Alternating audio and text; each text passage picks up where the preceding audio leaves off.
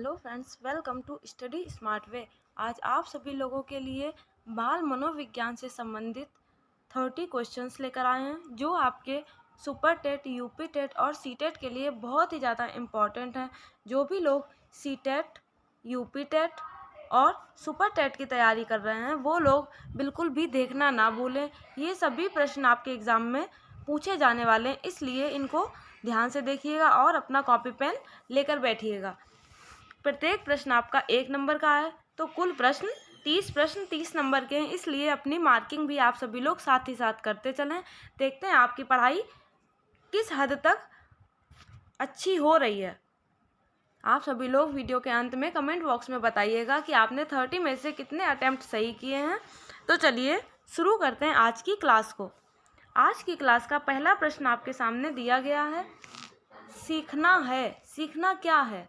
व्यवहार में परिवर्तन, अनुभव तथा अभ्यास का परिणाम, व्यवहार में अपेक्षाकृत स्थायी परिवर्तन या फिर उपयुक्त सभी। तो सीखना यानी कि अधिगम, इसको अधिगम भी कहा जाता है। बाल मनोविज्ञान की भाषा में सीखने को अधिगम भी कहते हैं। तो यह क्या है? सीखना एक ऐसी प्रक्रिया है जो लगातार चलती रहती है। यह जन्म से प्रारंभ होती है और मृत्यु पर्यंत चलती है। तो यह एक व्यवहार में परिवर्तन भी सीखना ही कहलाता है। अनुभव और अभ्यास का परिणाम भी सीखना है यानी कि अधिगम है। व्यवहार में अपेक्षाकृत स्थायी परिवर्तन भी अधिगम है। तो यहाँ आपका 4th ऑप्शन सही हो जाएगा, उपरोक्त सभी। और अधिगम की जो प्रक्रिया होती है उसमें 2 तत्व निहित होते हैं। पहला होता है परिपक्वता, पहला तत्व है इसमें परिपक्वता, और दूसरा होता है जो पूर्व अनुभवों से प्राप्त होता है वो परिणाम, जो पुराने अनुभवों से प्राप्त होता है। तो यहाँ ये 2 तत्व होते हैं अधिगम में जो समाहित होते हैं, परिपक्वता और परिणाम। आगे बढ़ते हैं अगले प्रश्न की तरफ। अगला प्रश्न बहुत ही ज़्यादा इम्पॉर्टेंट है और आपके एग्ज़ाम में कई बार पूछा जा चुका है। यूपी टेट में भी पूछा जा चुका है, सुपर टेट में भी और आपके सी टेट में भी, इसलिए यह आपके हर एग्ज़ाम के लिए इम्पॉर्टेंट है जो जिसमें बाल मनोविज्ञान पूछी जाती है। तो प्रश्न है, प्रयास और भूल का सिद्धांत के प्रतिपादक कौन है? प्रयास और भूल के सिद्धांत के थार्नडाइक, मैकडूगल, कोहलर या फिर पावलोव। तो यहाँ आपका फर्स्ट ऑप्शन सही हो जाएगा, थार्नडाइक। थार्नडाइक ने प्रयास और भूल के सिद्धांत का प्रतिपादन किया था। इस सिद्धांत के अंतर्गत थार्नडाइक महोदय ने बताया था कि जब भी हम लोग कोई काम करते हैं तो जब किसी कार्य में गलतियां या त्रुटियां करते हैं, तो जब कई बार वही त्रुटियां हो जाती हैं तो एक समय ऐसा आता है कि कार्य बिल्कुल सही तरीके से हो जाता है, यानी कि बिना किसी गलती से। तो यही होता है प्रयास और भूल का सिद्धांत। तो ये आपका फर्स्ट ऑप्शन सही हो जाएगा। आगे बढ़ते हैं अगले प्रश्न की तरफ। अगला प्रश्न है, बाल्यावस्था की प्रमुख मनोवैज्ञानिक विशेषता क्या है? परनिर्भरता, सामूहिकता की भावना, धार्मिकता या फिर अनुकरणात्मक प्रवृत्ति का प्रभाव। तो जो बाल्यावस्था की प्रमुख मनोवैज्ञानिक विशेषता है वो यहाँ आपकी सेकेंड ऑप्शन सही हो जाएगा, सामूहिकता की भावना। यानी कि बाल्यावस्था में जो बच्चा होता है वो अपने समान उम्र के लोगों के साथ मिलता है, खेलता है, कूदता है, तो वो सामूहिक यानी कि वो समूह बनाना स्टार्ट कर देता है बाल्यावस्था की अवस्था में। तो यहाँ आपका सेकेंड ऑप्शन सही हो जाएगा। आगे बढ़ते हैं अगले प्रश्न की तरफ। अगला प्रश्न है, किशोरावस्था में संवेगों की तीव्रता किस प्रकार प्रकट होती है? प्रतिकूल पारिवारिक संबंध, व्यवसाय की समस्या, नई परिस्थितियों से समायोजन या फिर उपयुक्त सभी। तो किशोरावस्था में जो संवेगों की तीव्रता होती है वो आपकी इन सभी से प्रकट होती है। प्रतिकूल पारिवारिक संबंधों से, किशोरावस्था में बच्चे को व्यवसाय की भी दिक्कतों का सामना करना पड़ता है, यानी कि नौकरी या बिजनेस से जुड़ी समस्याओं का भी सामना करना पड़ता है, और नई परिस्थितियों से समायोजन का भी उसको सामना करना पड़ता है। तो यहाँ आपका 4th ऑप्शन सही हो जाएगा, उपरोक्त सभी। ये परिस्थितियाँ कई तरह की होती हैं, जैसे प्रतिकूल पारिवारिक संबंध, व्यवसाय, सामाजिक परंपराएं, ये सभी किशोरावस्था में संवेगों की तीव्रता से संबंधित होती हैं। तो ये आपका 4th ऑप्शन यहाँ सही हो जाएगा। आगे बढ़ते हैं अगले प्रश्न की तरफ। अगला प्रश्न है, निम्नलिखित में से क्या बच्चों के सृजनात्मकता के विकास में सहायक नहीं है। आपके सामने 4 ऑप्शन दिए गए हैं और आपसे पूछा गया है बच्चों के सृजनात्मकता के विकास में क्या सहायक नहीं है। सृजनात्मकता यानी कि नवीनीकरण से बच्चे क्या नया सीखने के विकास में नहीं सहायक है। खेल, भाषण, कहानी लेखन या फिर निर्माण संबंधी क्रियाएं। तो यहाँ आपका सेकेंड ऑप्शन सही हो जाएगा, भाषण। भाषण जो होता है वो बच्चों के सृजनात्मकता के विकास में सहायक नहीं होता है। भाषण के माध्यम से बच्चे बोरियत का अनुभव करते हैं, इसलिए भाषण कभी भी बच्चों के विकास में सहायक नहीं होता है। सृजनात्मकता मौलिक परिणामों को व्यक्त करने की एक मानसिक प्रक्रिया होती है, इसलिए इसमें भाषण समाहित नहीं होता है। आगे बढ़ते हैं अगले प्रश्न की तरफ।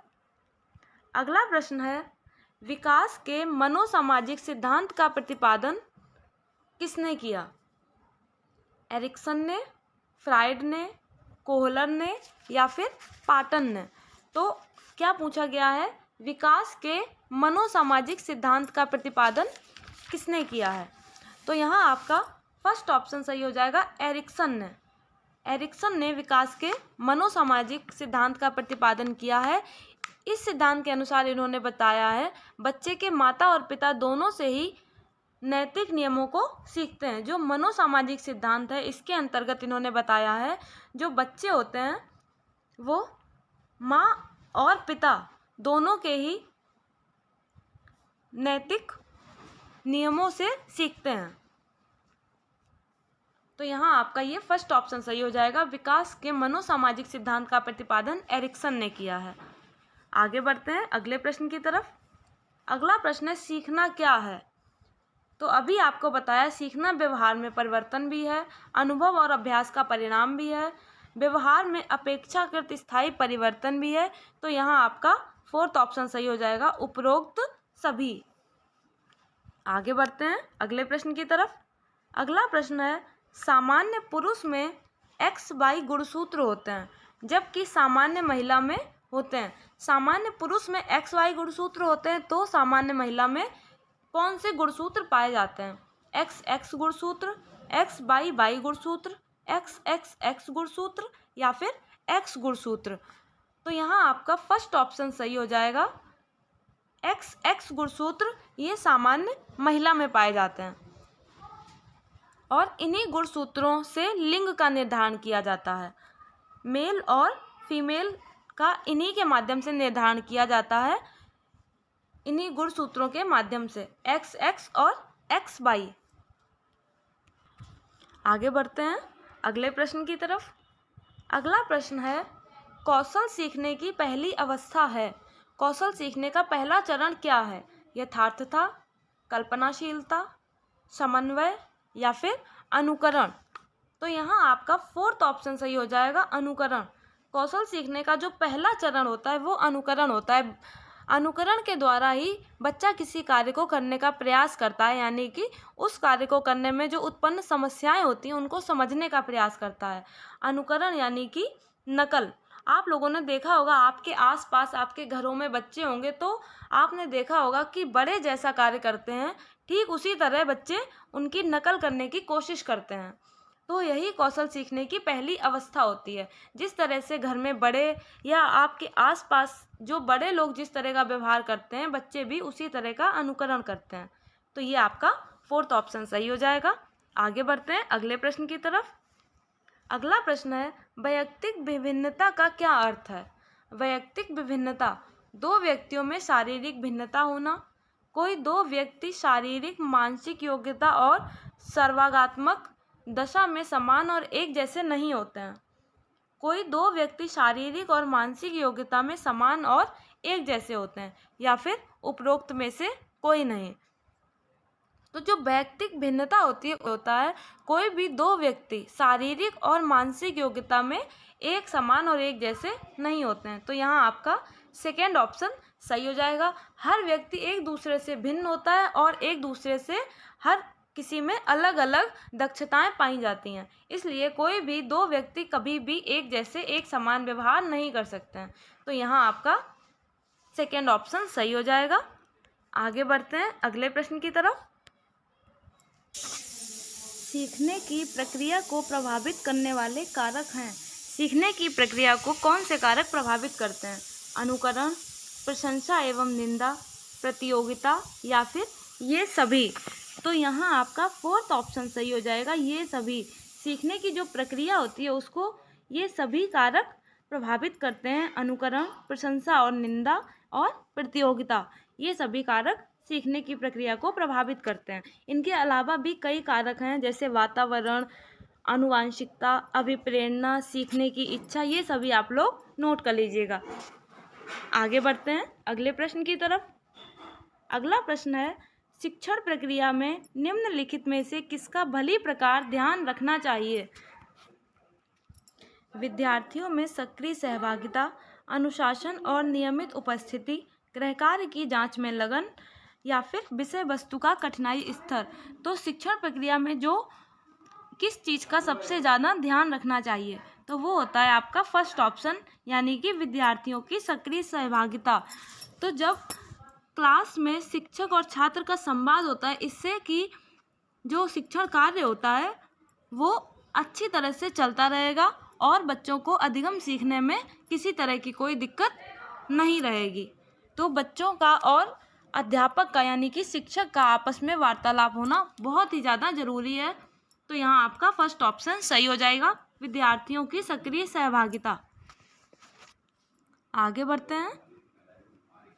आप सभी लोगों को अगर किसी प्रश्न में कोई समस्या हो तो वो आप लोग बता सकते हैं, कमेंट बॉक्स में कमेंट करके ज़रूर बताइएगा आप लोगों को क्लास कैसी लगी, और अगर अच्छी लगे तो इसको लाइक और ज़्यादा से ज़्यादा शेयर ज़रूर करें। अगला प्रश्न देखते हैं। पावलोव ने सीखने के अनुबंधन प्रतिक्रिया सिद्धांत का प्रतिपादन किस पर प्रयोग करके किया? पावलोव का जो सिद्धांत है अनुबंधन प्रतिक्रिया सिद्धांत, इसका प्रतिपादन इन्होंने किस पर प्रयोग करके किया था? खरगोश पर, चूहे पर, कुत्ते पर या फिर बिल्ली पर? तो पावलोव का जो प्रयोग था वो किया था कुत्ते पर। यहाँ आपका थर्ड ऑप्शन सही हो जाएगा। इस सिद्धांत में उद्दीपक और अनुक्रिया के बीच एक साहचर्य स्थापित होना दिखाया गया था, यानी कि अनुबंधन एक ऐसी प्रक्रिया है जिसके द्वारा उद्दीपक और अनुक्रिया के मध्य एक साहचर्य स्थापित होता है। ये पावलोव ने सिद्धांत दिया था, सीखने का अनुबंधन प्रतिक्रिया सिद्धांत। ये बहुत ही ज़्यादा इम्पॉर्टेंट है, ये आप लोग नोट करते चलिए। पावलोव ने कौन सा सिद्धांत दिया है? तो वो है सीखने का अनुबंधन प्रतिक्रिया सिद्धांत, और इन्होंने अपना प्रयोग किया है कुत्ते पर। आगे बढ़ते हैं अगला प्रश्न। अगला प्रश्न है, विकास की किस अवस्था में बुद्धि का अधिकतम विकास होता है? बाल्यावस्था, शैशवावस्था, किशोरावस्था या फिर प्रौढ़ावस्था? तो विकास की जिस अवस्था में बुद्धि का सबसे ज़्यादा विकास होता है वो होती है किशोरावस्था। यहाँ आपका थर्ड ऑप्शन सही हो जाएगा। किशोरावस्था मानव विकास की सबसे महत्वपूर्ण अवस्था होती है और इसको संघर्ष एवं तनाव का काल कहा जाता है। ये आपसे एग्जाम में पूछा जाता है कि विकास की किस अवस्था को संघर्ष और तनाव का काल कहा जाता है, तो वो है किशोरावस्था को। इस अवस्था में शारीरिक विकास पूर्ण हो जाता है और मानसिक विकास में भी परिवर्तन होता है। 16 वर्ष की अवस्था में पूर्ण मस्तिष्क का विकास हो जाता है। कभी कभी आपके एग्जाम में इस तरह का प्रश्न पूछ लिया जाता है कि किस वर्ष तक की अवस्था में मस्तिष्क का पूर्णतः विकास हो जाता है, तो वो है 16 वर्ष में। और पूर्ण मस्तिष्क का वजन कितना होता है, तो वो भी आपको बता देते हैं। वो होता है 1200 से 1400 ग्राम के बीच में। ये एक पूर्ण मस्तिष्क का वजन होता है 1200 ग्राम से 1400 ग्राम के बीच में। आगे बढ़ते हैं अगले प्रश्न की तरफ। अगला प्रश्न है, बाल मनोविज्ञान का क्षेत्र है। बाल मनोविज्ञान का कौन सा क्षेत्र है? केवल शैशवावस्था की विशेषताओं का अध्ययन, केवल गर्भावस्था की विशेषताओं का अध्ययन, केवल बाल्यावस्था की विशेषताओं का अध्ययन या फिर गर्भावस्था से किशोरावस्था तक की विशेषताओं का अध्ययन?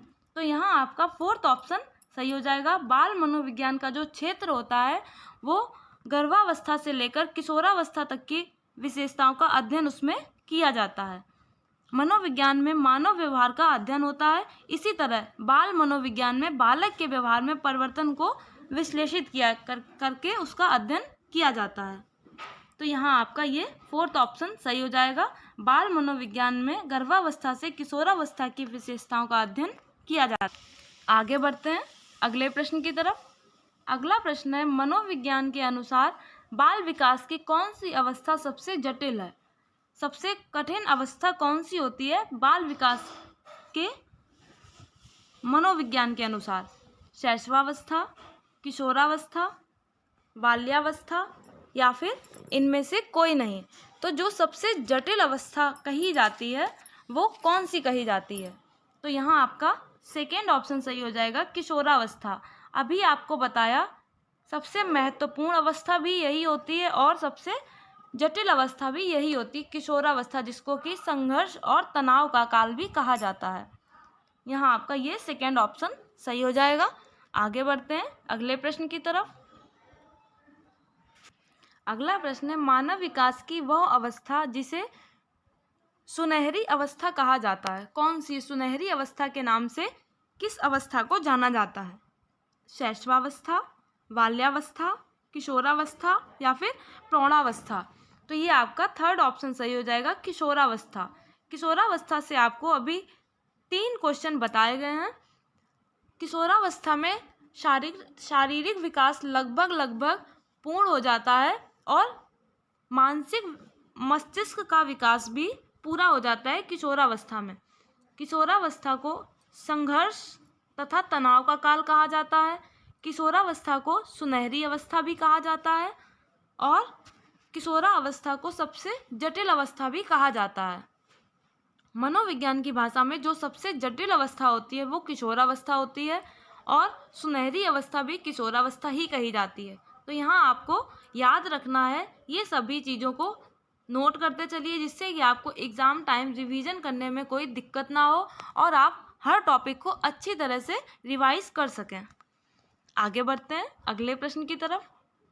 अगला प्रश्न है, सीखने का वह सिद्धांत जो पूर्ण रूप से और केवल अवलोकनीय व्यवहार पर आधारित है, सीखने के किस सिद्धांत से संबद्ध है? प्रश्न को आप लोग ध्यान से देखिएगा कि प्रश्न कह क्या रहा है। सीखने का वह सिद्धांत जो पूर्ण रूप से और केवल अवलोकनीय व्यवहार पर आधारित है, वह क्या है? व्यवहारवादी सिद्धांत, रचनावादी, संज्ञानवादी या फिर विकासवादी? तो यहाँ आपका 1st ऑप्शन सही हो जाएगा, व्यवहारवादी। सीखने का वह सिद्धांत जो पूर्ण रूप से अवलोकनीय व्यवहार पर आधारित है, वो व्यवहारवादी सिद्धांत से संबंधित है। तो यहाँ आपका ये 1st ऑप्शन सही हो जाएगा। आगे बढ़ते हैं अगला प्रश्न। अगला प्रश्न है, बाल मनोविज्ञान के आधार पर कौन सा कथन सर्वोत्तम है? सारे बच्चे एक जैसे होते हैं, प्रत्येक बच्चा विशिष्ट होता है, कुछ बच्चे विशिष्ट होते हैं, कुछ बच्चे एक जैसे होते हैं। तो जो बाल मनोविज्ञान की भाषा है, इसके माध्यम से आपका 2nd ऑप्शन बिल्कुल सही हो जाएगा। प्रत्येक बच्चा विशिष्ट होता है, हर बच्चा अलग होता है और हर बच्चा अपने में विशिष्ट होता है। तो यहाँ आपका ये 2nd ऑप्शन सही हो जाएगा। आगे बढ़ते हैं अगले प्रश्न की तरफ। अगला प्रश्न है, पिछड़ा बालक वह है जो अपने पाठशाली जीवन के मध्य 10 से 12 वर्ष में अपनी आयु के अनुरूप सामान्य कक्षा से नीचे की कक्षा का कार्य न कर सके। यह कथन किसका है? सिरिल बर्ट, टर्मन, टेलर या फिर मारंटिस? तो प्रश्न कह रहा है, किसी ने कहा है कि पिछड़ा बालक वह है जो अपने 10 से 11 साल में अपनी जो वो जिस क्लास में है उससे नीचे की कक्षा का कार्य नहीं कर सकता है, वह पिछड़ा बालक कहलाता है। यह कथन किसने कहा है? तो यह कथन कहा है सिरिल बर्ट ने। यहाँ आपका 1st ऑप्शन सही हो जाएगा।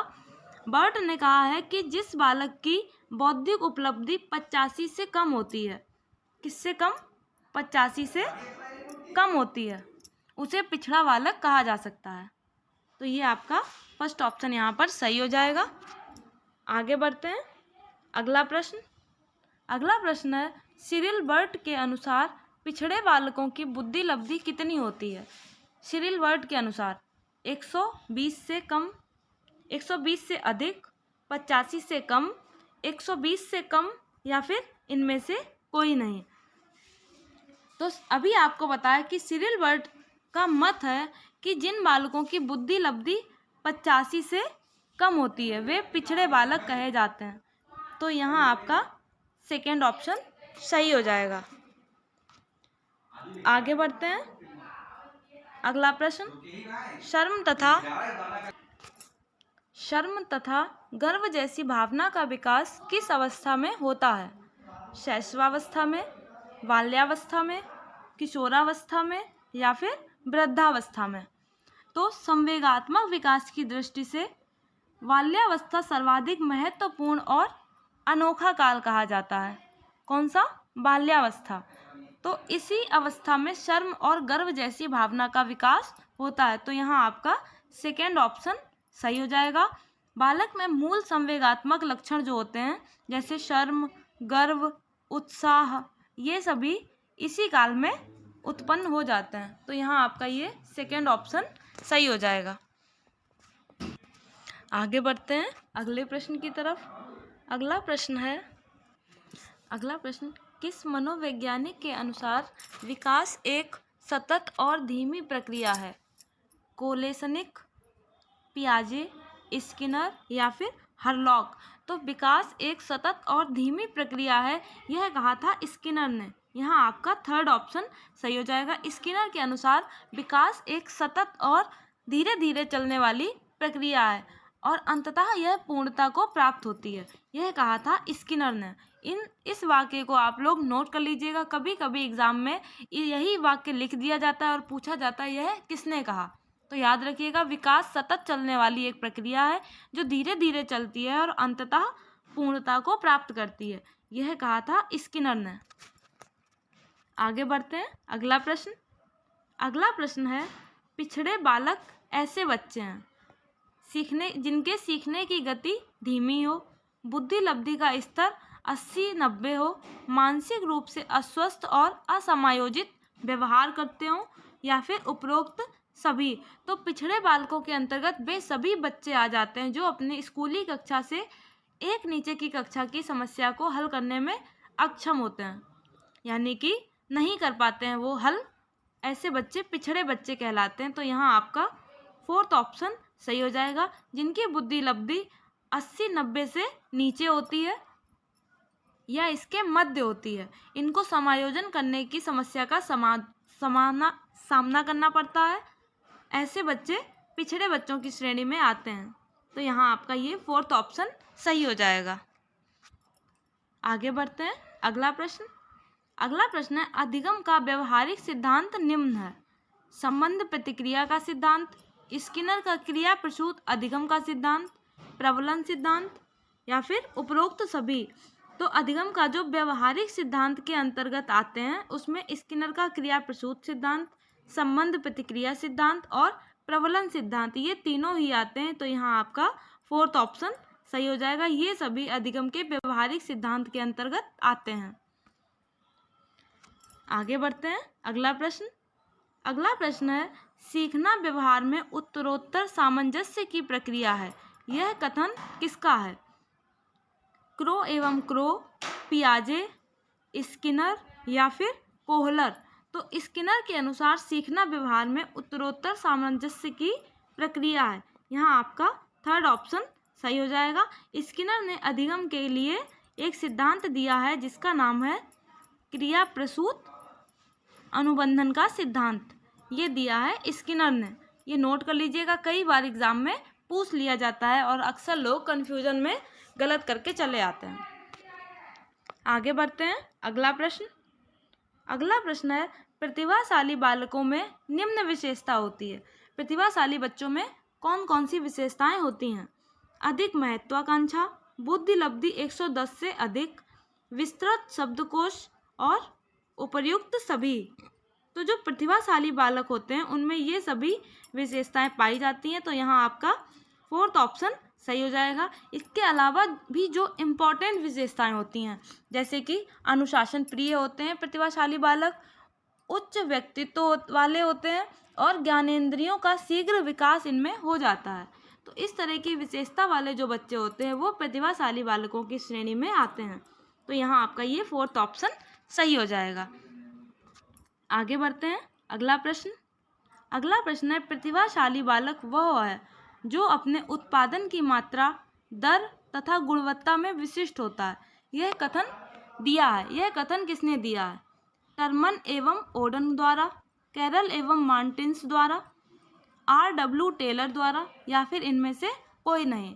तो प्रतिभाशाली बालक वह है जो अपने उत्पादन की मात्रा, दर तथा गुणवत्ता में विशिष्ट होता है। यह दिया है R.W. टेलर ने। ये आपका 3rd ऑप्शन सही हो जाएगा। आगे बढ़ते हैं अगले प्रश्न की तरफ। अगला प्रश्न है, निम्नलिखित में से कौन सा विकास का सिद्धांत है? इनमें से कौन सा विकास का सिद्धांत है? निरंतर चलने वाली प्रक्रिया नहीं है, विकास की सभी प्रक्रियाएं अंतः संबंधित नहीं है, सभी विकास की दर समान नहीं होती है और विकास हमेशा रैखिक होता है। तो यहाँ आपका 3rd ऑप्शन सही हो जाएगा। सभी की विकास दर समान नहीं होती है। बाकी सभी ऑप्शन विकास के हिसाब से गलत है। विकास एक जीवन पर्यंत चलने वाली प्रक्रिया होती है जो शारीरिक, मानसिक और संज्ञानात्मक होती है और इसी से बालक के संपूर्ण जीवन का निर्माण होता है। लेकिन व्यक्तिगत विभिन्नता के कारण यह हर किसी में अलग अलग गति से होता है।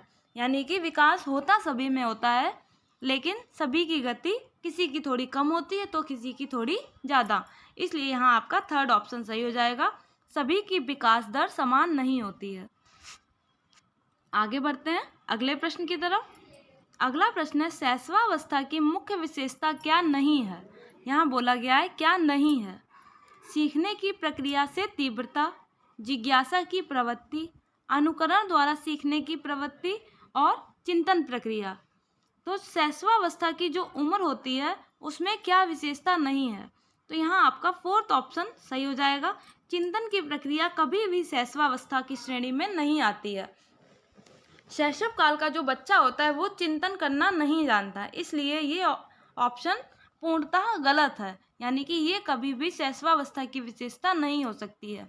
बाकी सीखने की प्रक्रिया से तीव्रता, शैशव काल में बच्चा दूसरों को देखकर सीखने की कोशिश करता है। जिज्ञासा की प्रवृत्ति, उसमें नई नई चीज़ें देखने की और उनको सीखने की प्रवृत्ति होती है और वो दूसरों को देखकर नकल के द्वारा सीखने की कोशिश करता है। तो यहाँ आपका 4th ऑप्शन सही हो जाएगा। चिंतन प्रक्रिया शैशवावस्था की विशेषता नहीं है। आज के प्रश्नों की श्रृंखला आपकी यहाँ समाप्त होती है। आप सभी लोगों ने बेहतर पढ़ा होगा और अच्छे से अपने नोट्स बनाए होंगे। आप लोग पिछला अपना रिवीजन ज़रूर करते चलें, क्योंकि परीक्षा कभी भी हो सकती है और कभी भी भर्ती आ सकती हैं। हो सकता है इतना टाइम ना हो कि आप ज़्यादा से ज़्यादा रिवीजन कर सकें या ज़्यादा से ज़्यादा पढ़ सकें। इसलिए अपनी पढ़ाई को बरकरार रखते रहें, जिससे कि आपको परीक्षा के समय दिक्कत ना हो। अगर आप लोगों को वीडियो पसंद आई हो तो इसको लाइक करें, ज़्यादा से ज़्यादा शेयर करें और चैनल को सब्सक्राइब ज़रूर करें। Thank you. जय हिंद, जय भारत।